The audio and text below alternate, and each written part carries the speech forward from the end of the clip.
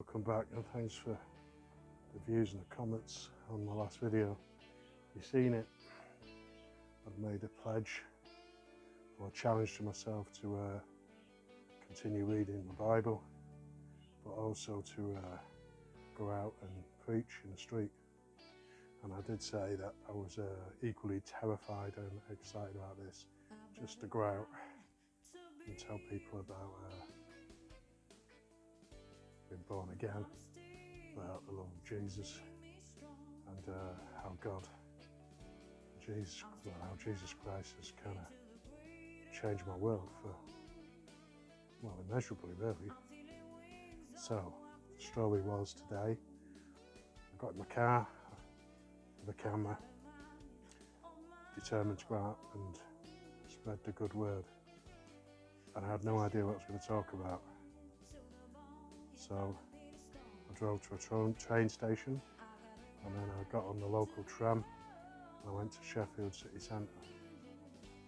And I got off the tram outside the cathedral, and I just thought, well, I'll have 10 minutes in the cathedral, see if I can get some divine inspiration in there, and then go out and hit the world with my street preaching.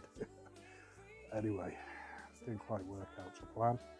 So I was walking down the street and up the street and round the street and down a different street, and I just had this heavy feeling that I couldn't do it. And I sat down with a cup of coffee and looked across, and there's a big stall of people playing music, talking about people being executed in Iran by the regime. And then on the other side of the road, there was two guys with a big stall talking about Islam, giving out free Qurans. And as I looked around, without exaggerating, a good 60% of Sheffield looked somewhat Islamic, looked like that they were more into the Quran than hearing what I've got to say about Jesus. So basically I bottled it, and I decided, look, plan B, I'll find somewhere else where it might be more receptive. I'll try another day. I'll go and pray to get some inspiration on this. Then I see a guy sat on the street, and we got the usual eye contact, and just started having a chat. And when I was talking, he just told me about he'd just been released from prison that day, and he did have somewhere to go, but he was like in a bit of a mess, didn't know what he was going to do. He said, all I've got is what I'm stood up in. And he had a pair of grey prison jogging bottoms, and when they release you from prison in the UK, they give you these DAPs, like black pumps, like what we used to wear when we was kids at school. So he's wearing these black pumps, his grey prison trousers, tracky bottoms, and a coat.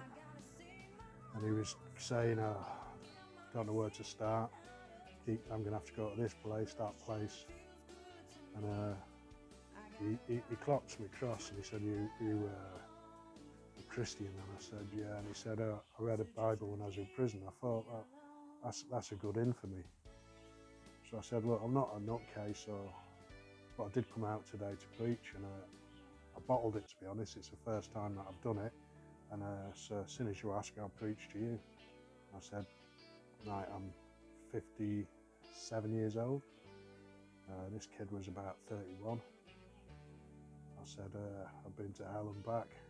If it can go wrong in life, it's probably gone wrong for me. If there's a mistake you can make, I've made it twice, probably 3 times. And I've not always, as a kid I used to go to church, but the majority of my adult life, I just swerved it. I was too busy doing life like everyone else.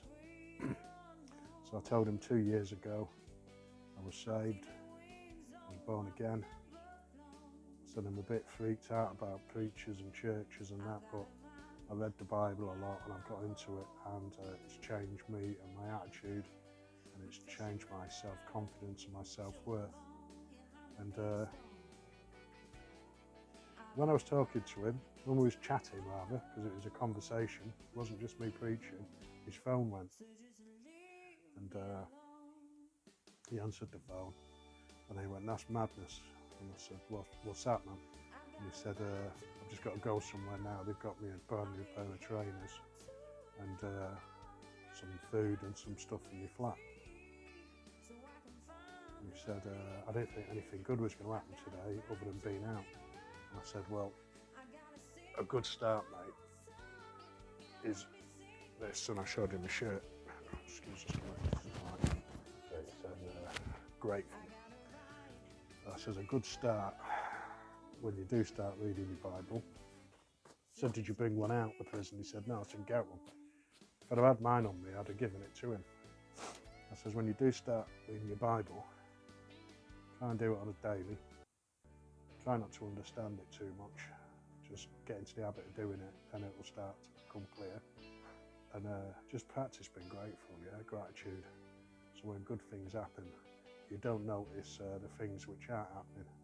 So anyway, I was walking off, we said our goodbyes, and the next thing he's shouting me from up the road, and he's fist pumping me, and he's saying things like, "Thanks, brother.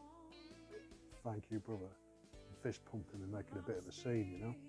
I was like, "Yeah, nice chatting, man." So anyway, I thought, I can talk to people, so I went and stood in another bit of a square. I thought, here it is, I'm going to talk about Jesus, and I couldn't get myself to do it. So I got on the tram, got in my car, came home, decided to cut the grass, and decided that was a total failure. And then while I was cutting the grass, I was mulling it over, and I was thinking, what is street preaching? I'm comparing myself to these people I've seen on the internet. Now, I am confident I can.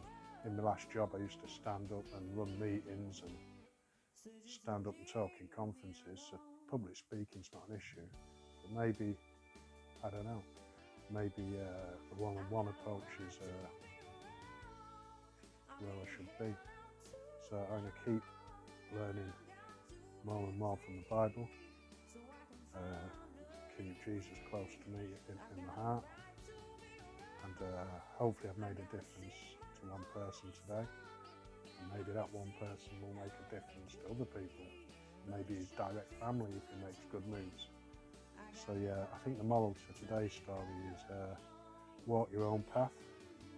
So after looking on YouTube and pumping myself up to be a loudspeakered street preacher, I mean, it's fantastic what they do, and maybe I've realised that's not for me, and maybe the quiet one-to-one approach is where I'm supposed to be. Or maybe I'll get a big massive speaker and a megaphone and start screaming and shouting about Jesus. I don't know. We'll see where it goes. So thanks for watching. Again, please pray for me that I can continue this journey, that I keep growing. And anyone else out there who considers themselves to be normal and not a fundamental nutcase, but loves Jesus and has changed our world for the better. God bless, and everyone have a great day.